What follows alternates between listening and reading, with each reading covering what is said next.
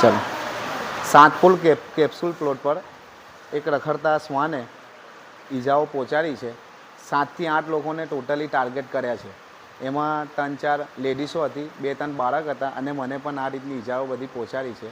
અગાઉ પણ આવા રખડતા શ્વાને બહુ લોકોને ઈજાઓ પહોંચાડી છે અને જેને પણ શ્વાને ઈજા પહોંચાડી છે એ ટોટલી અહીં સિવિલ હોસ્પિટલમાં સારવાર હેઠળ આવ્યા છે.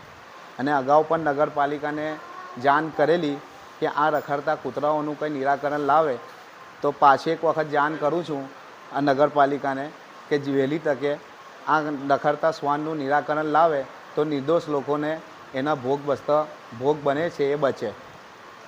હા, નગરપાલિકાને ખાસ વિનંતી છે કે આ રખડતા જે પણ શ્વાન છે એને પાંજરામાં પૂરવામાં આવે વહેલી તકે, નહીં કે રખડતા બાળકો, છોકરાઓ, સ્કૂલના છોકરાઓ જે બહાર ફરે છે, જે રમનારા છોકરાઓ છે, એમને પણ નુકસાન પહોંચાડી શકે એવી શક્યતા છે.